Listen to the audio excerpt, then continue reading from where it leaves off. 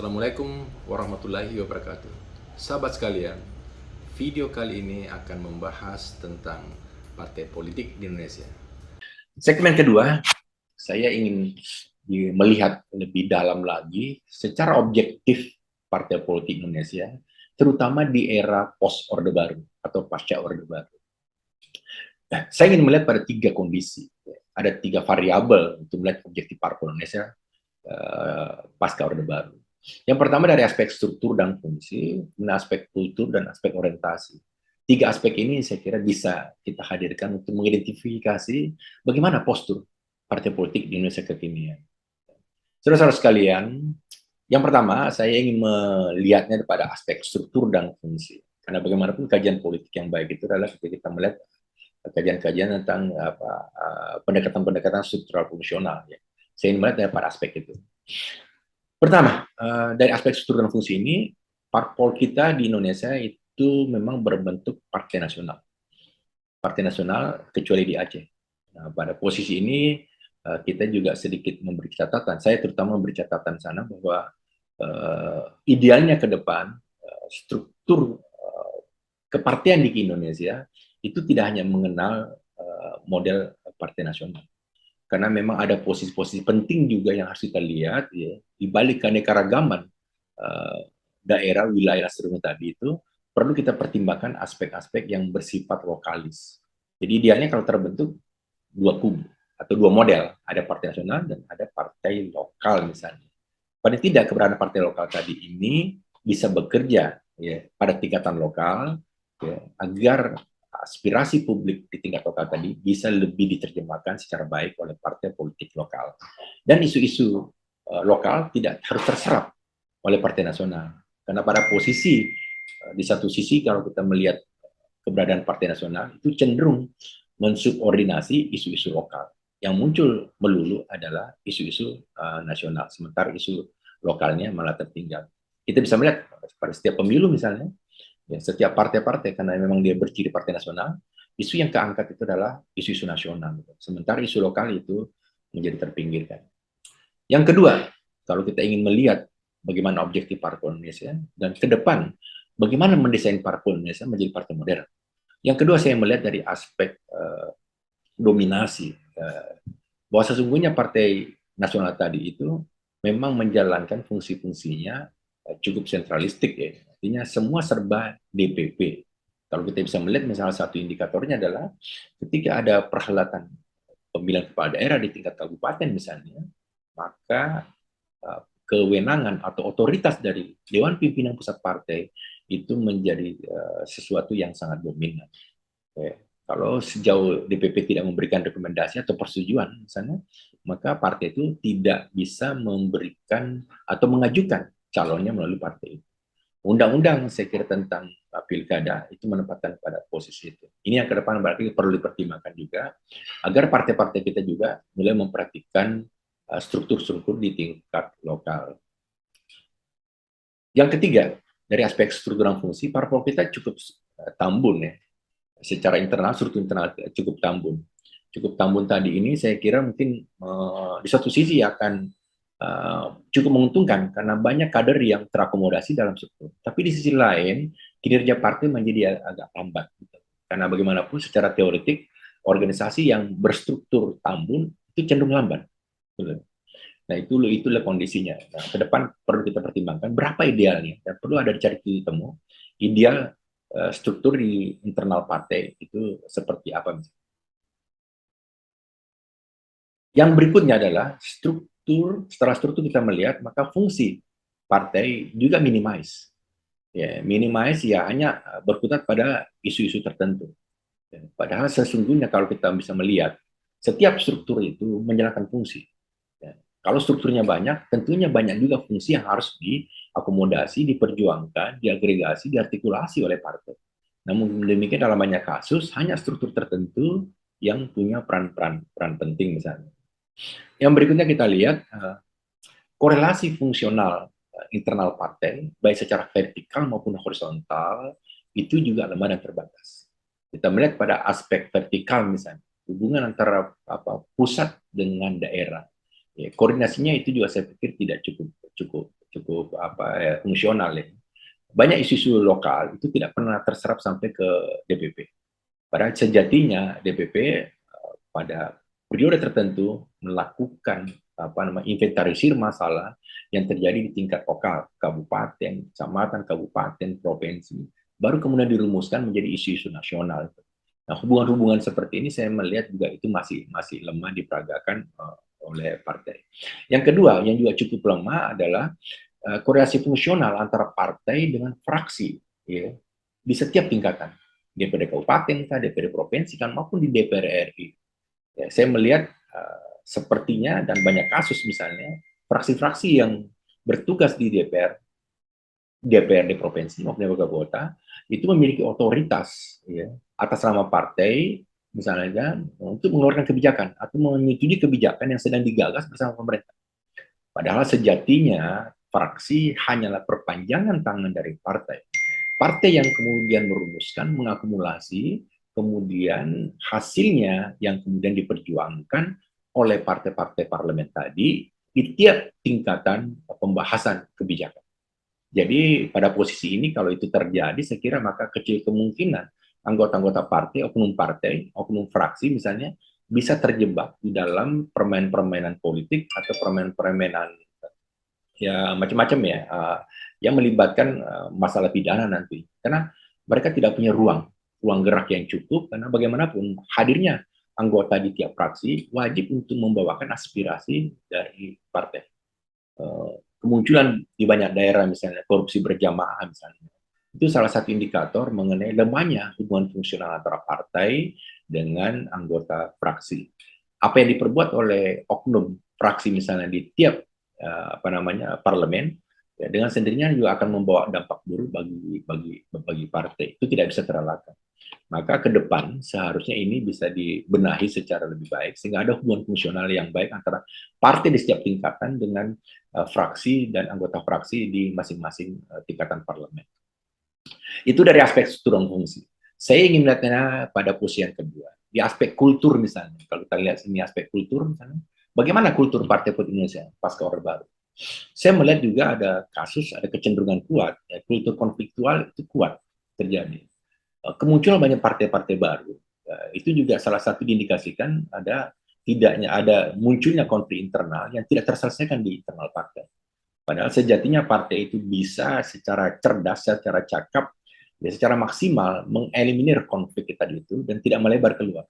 Kalaupun konflik, seharusnya konflik itu dijadikan sebagai sebuah pemantik motivasi dalam kerangka memperbaiki kinerja organisasi. Karena bagaimanapun konflik internal partai itu adalah gambaran dari dinamika itu sendiri.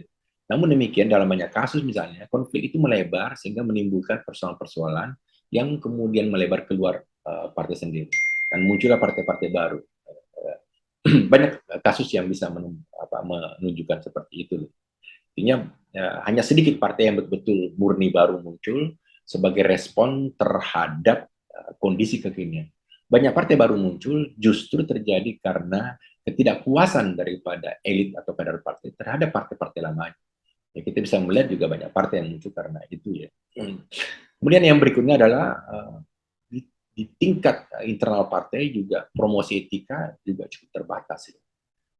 Bahkan seharusnya ya setiap partai memperagakan, mempromosikan itu sebagai sesuatu yang wajib dijunjung tinggi, dipegang oleh setiap kader ya, terkait dengan etika partai. Sehingga ya kita bisa melihat nanti perilaku dan sebenarnya tadi masing-masing anggota partai ketika sudah ditempatkan ya, atau diusulkan pada jabatan-jabatan publik itu bisa memberikan efek positif terhadap partai, terhadap masyarakat maupun terhadap bangsa ini.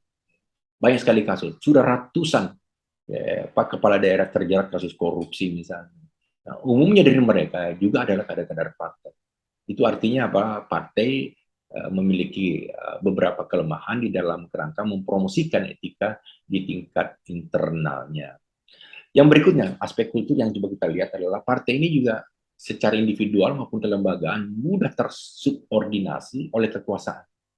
Ya, padahal partai memiliki ideologi. Ya, ketika misalnya penguasa ya, memiliki kebijakan tertentu yang tidak sesuai dengan ideologi partai atau platform partai, maka sejatinya partai itu menolak misalnya. Tapi yang terjadi dalam banyak kasus juga kita bisa melihat dengan mudahnya partai misalnya tersubordinasi oleh kepentingan-kepentingan politik tertentu atau kepentingan dari penguasa misalnya. Kultur elitis juga nggak bisa kita pungkiri, itu terlihat. Dalam banyak kasus kita bisa melihat bagaimana posisi teman-teman yang elit di tingkat pusat misalnya memposisikan diri sebagai elit dari partai. Sedikit teman-teman yang elit partai itu yang ketika dia berkunjung ke daerah memposisikan diri ya sama dengan teman-teman di daerah. Kesan-kesan elitis itu mulai kelihatan. Kita bisa mengkritisi dalam banyak kasus ya, seperti itu. Padahal sebetulnya yang kita harapkan adalah munculnya elit-elit yang egaliter ya, karena itu bagian daripada proses menuju peningkatan kapasitas kenegarawan seseorang. Kultur yang berikutnya yang begitu juga terlihat pada partian kita adalah kultur yang mengarah ke status quo. Ya. Status quo sini ya kita bisa melihat juga, Pak, terutama dari aspek kepemimpinan misalnya, kecenderungan bertahan dalam posisi-posisi tertentu misalnya, itu masih menjadi kultur yang sulit terpisahkan. Padahal idealnya kan tidak seperti itu. Ya, setiap partai membuka SOP atau menyusun SOP maksimal jabatan dalam setiap struktur misalnya pemimpinan partai itu katakanlah 2 periode misalnya, agar sirkulasi kepemimpinan dalam partai juga terjadi. Tapi yang cenderung terjadi adalah ketentuan itu tidak dibuat. Di lain sisi, ya memang kecenderungan untuk bertahan pada posisi-posisi strategis itu juga tetap diperagakan. Dan ini yang membuat juga banyak kader itu menjadi terhambat karirnya dan kemudian keluar partai dan membentuk partai baru. Sekiranya dia perlu diperhatikan. Yang terakhir, variabel ketiga untuk memahami objektif partai di Indonesia pasca Orde Baru, kita bilang bahwa umumnya partai kita itu orientasi massa. Orientasi massa karena bagaimanapun politik elektoral itu membutuhkan dukungan publik. Ya, jadi identifikasinya bisa kita lihat menjelang pemilu. Ya, ketika partai membuka keran pendaftaran untuk menjadi calon legislatif misalnya, nah banyak partai itu seperti memasarkan diri di shopping mall misalnya.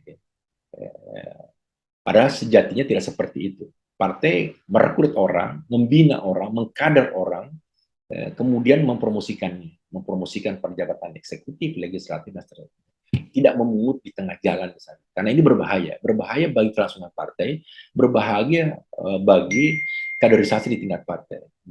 Muncul tiba-tiba ada orang yang berduit, kemudian dipromosikan, kemudian itu bisa menimbulkan persoalan psikologis bagi kader-kader lain yang lebih awal bertungkus lumus dalam perjuangan partai, namun kemudian kurang perhatian karena barangkali posisi atau aksesnya ke elit di tingkat pusat itu yang kurang. Yang kedua, memang melulu berorientasi pada kekuasaan. Tidak bisa dipungkiri bahwa partai memang identik dengan kekuasaan. Ya. Namun demikian, sejatinya kekuasaan bukan menjadi orientasi utama.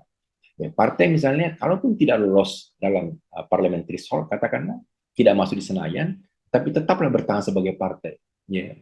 Karena partai dibuat tidak sekedar untuk merebut kekuasaan. Pada saat merebut kekuasaan, it's okay menjalankan kekuasaan. Tapi ketika masih gagal menduduki atau merebut kekuasaan itu, maka sejatinya partai diposisikan pada posisi di luar pemerintahan yang tetap loyal, kritis, dan oposisi yang loyal terhadap pemerintah. Artinya pada posisi ini, ya partai memang tetap menjalankan fungsi-fungsi kontrolnya, fungsi-fungsi edukasinya, fungsi-fungsi komunikasi politiknya, dan sebagainya tadi. Sehingga partai dibentuk oleh kelompok orang untuk memperjuangkan kepentingan publik, itu bisa tetap langgeng terlaksana, karena orientasinya tidak melulu karena kekuasaan. Dalam kasus kita di Indonesia misalnya, setiap partai politik setelah lolos secara hukum, secara legal sebagai partai politik, tahapan berikutnya itu mengikuti seleksi di Komisi Pemilihan Umum untuk lolos masuk ke pemilu. Ya, seharusnya juga pintu kedua ini tidak perlu ada. Setiap partai yang sudah disahkan APSA oleh negara sebagai partai politik itu diberi ruang untuk itu dalam pemilu. Persoalan terpilih atau tidak itu persoalan publik. Jangan kemudian negara atau organisasi tertentu ya itu membatasi ruang gerak partai-partai tadi ini ya, melalui pendaftaran lah apapun namanya. Padahal partai sudah dinyatakan absah sebagai partai politik, namun gagal ikut pemilu hanya karena persoalan-persoalan administratif, saya kira. Nah, ini yang ke depan yang perlu kita pertimbangkan juga. Ya. Gagalnya partai masuk pemilu, bertarung dalam pemilu, kemudian juga bisa menjadikan wajah demokrasi kita menjadi kurang partisipatif. Saya kira ini bahasan saya yang terkait dengan objektif partai politik di kita. Ya. Banyak kasus positif juga saya kira diperlihatkan oleh partai. Dalam banyak kasus kita bisa melihat bahwa partai kita juga hadir dalam banyak kesempatan. Ketika ada gempa, yang kita melihat banyak partai yang mendirikan tenda, membenarkan bantuan, seterusnya tadi. Dalam banyak kasus juga, ya, ada kebijakan-kebijakan politik kita yang tidak sejalan dengan kepentingan publik. Banyak partai juga tetap menyuarakan kepentingan publik.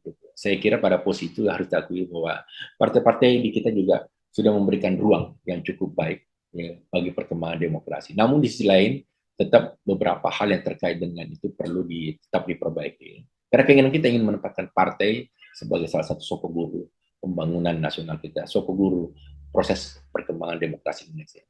Yang terakhir saya ingin memberikan satu tips untuk modernisasi partai. Apa dan bagaimana? Bagaimana melakukan itu? Pertama dari aspek struktur dan fungsi. Perlu dilakukan restrukturisasi melalui promosi struktur model fungsional. Saya melihat model fungsional ini penting ya. Pertama, fungsional dalam arti kebutuhan partai, struktur itu dibuat secara fungsional untuk mewadahi agar partai itu bisa berkembang. Ya. Kemudian yang kedua, ada struktur yang dibuat dalam kerangka memperhatikan atau menyelami keinginan publik. Ya. Katakan ada struktur yang mengurus tentang UKM, struktur yang mengurus tentang pertanian, struktur yang mengurus macam-macam. Jadi memang lebih fungsional ke arah sana. Karena bagaimanapun partai juga dipersiapkan nanti untuk jadi penguasa kan. Maka penting artinya fungsional itu diperhatikan. Nah, ketika partai itu tidak duduk di parlemen sekalipun, maka struktur itu tetap berjalan. Giat-giat politik partai untuk mengembangkan sektor UMKM misalnya melalui struktur pengembangan UMKM-nya itu tetap berjalan. Itu yang pertama. Kemudian yang kedua, pengambilan keputusan sudah selayaknya dilakukan secara desentralistik, saya kira. Maka partai-partai yang reformis itu bisa kita identifikasi dari sejauh mana peran elit pusat misalnya menentukan politik lokal. Ya. Kalau misalnya kebijakan itu diberikan ke tingkat lokal karena itu urusan lokal, maka saya bisa mengidentifikasi bahwa partai itu sudah mulai mempromosikan pengambilan keputusan secara desentralistik. Ya. Pengangkatan seorang wali kota misalnya, ya cukup paling tidak satu tingkat di atasnya yang memberi persetujuan. Sejauh misalkan partai di tingkat lokal tadi itu sudah mengikuti platform partai, ketentuan partai, maka saya kira tidak ada alasan bagi pengurus partai di tingkat atasnya, apalagi tingkat pusat, untuk menggagalkan itu. Ini salah satu contoh pengambilan keputusan secara desentralistik yang patut mulai dipromosikan oleh partai, karena pada saat yang bersamaan, negara kita Indonesia ini juga semenjak tahun 2001 sudah mempromosikan kebijakan desentralisasi atau otonomi daerah. Menjadi tidak relevan misalnya kalau nuansanya otonomi daerah, tapi partai-partai kita masih berlaku secara sentralistik. Ya. Yang berikutnya, perlu supervisi, asistensi, dan kinerja akan tingkatan partai. Ya. Perlu dilakukan itu, agar partai-partai bisa senantiasa memberikan yang terbaik bagi. Baik, kita lanjutkan. Tips modernisasi partai. Setelah kita membahas tentang tips modernisasi partai dari aspek struktur dan fungsi, kita kembali akan membahas bagaimana tips modernisasi partai dari aspek kultur. Ya. Pertama, kita bisa melihat promosi meritokrasi dalam partai itu perlu dipromosikan, perlu mulai digalakan. Jadi penempatan orang-orang dalam struktur itu disesuaikan dengan kompetensinya, sehingga nanti ya ketika partai itu berkuasa, maka mudah untuk menempatkan orang-orangnya sesuai dengan kompetensinya, ya, yang menjadi atau yang memegang struktur katakanlah pengembangan ekonomi kerakyatan di dalam partai, ya ketika nanti akan dipromosikan menjadi menteri ekonomi kerakyatan, tinggal menempatkan kader-kader yang memang awalnya sudah berada di struktur yang relevan. Jadi tidak kemudian menjadi tawar-menawar macam-macam tadi itu. Jadi struktur meritokrasi sudah mulai didesain oleh partai semenjak dari pengembangan struktur partai sendiri. Kemudian yang kedua, aspek kultur, maka setiap kader perlu dikembangkan iklim budaya bersaing dan berkinerja baik. Gitu. Maka setiap posisi dalam partai perlu ada perhitungan kinerja. Ya. Jadi tidak sekedar orang ditempatkan, kemudian sekedar nama, dan tidak ada pekerjaan. Gitu. Seharusnya setiap struktur tadi itu membangun target-target kinerja. Sehingga aktivis atau pengurus partai yang duduk pada pada level itu bekerja sesuai dengan standar operasional dan diukur kinerjanya. Yang ketiga, ya, kultur yang bersifat egalitarian sudah selayaknya dipromosikan. Karena ini berkaitan dengan persepsi publik mengenai status partai itu. Partai itu apakah elitis atau partai itu apakah egaliter misalnya. Sering kita dengar istilah partai wong cilik. Nah, ini menarik saya kira untuk ke depan ya. Agar partai-partai itu memang hadir di setiap relung kebutuhan masyarakat, mencirikan diri sebagai partai yang egalitarian. Budaya transparan dan akuntabel perlu diciptakan. Ya. Karena bagaimanapun partai adalah tempat untuk menimba atau mempersiapkan pemimpin-pemimpin bangsa. Partai sejatinya mempromosikan sikap-sikap transparan, akuntabel, dan sikap menjadikan orang itu untuk berintegritas. Ya. Nah, salah satu persyaratan partai untuk mempromosikan orang baik di tingkat legislatif maupun eksekutif selayaknya dari aspek integritas, kemudian kapabilitas, kemudian juga apakah yang bersangkutan juga memang memiliki tipe-tipe pemimpin yang transparan dan akuntabel tadi. Maka kultur-kultur itu harus diciptakan di internal partai saya kira dengan berbagai versi dan cara. Ini untuk mempersiapkan negarawan-negarawan yang memang berintegritas. Yang berikutnya, kultur yang informatif dan komunikatif. Ya. Perlu mulai. Jadi seorang kader partai yang perlu berkultur seperti itu. Ya, dia informatif, ya, dia familiar, dia komunikatif misalnya. Karena bagaimanapun dia mewakili publik. Ya. Partai itu organisasi publik yang mewakili kepentingan publik. Maka adalah sayang kalau misalnya terasa janggal, misalnya kalau partai sebagai milik publik diisi oleh orang yang tidak informatif, tidak komunikatif, gitu, tidak familiar. Unsur yang ketiga yang saya lihat penting untuk kita promosikan terkait dengan tips modernisasi partai tentang orientasi partai itu.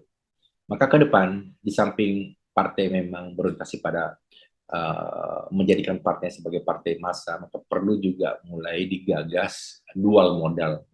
Ya, partai kader misalnya juga perlu dikedepankan. Artinya memang partai dari awal membuat tahapan-tahapan sedemikian rupa, mengkader orang sehingga kelihatan militansinya, kelihatan ideologinya, kelihatan bahwa memang dia adalah kader partai yang siap untuk bekerja atas nama bangsa dan negara.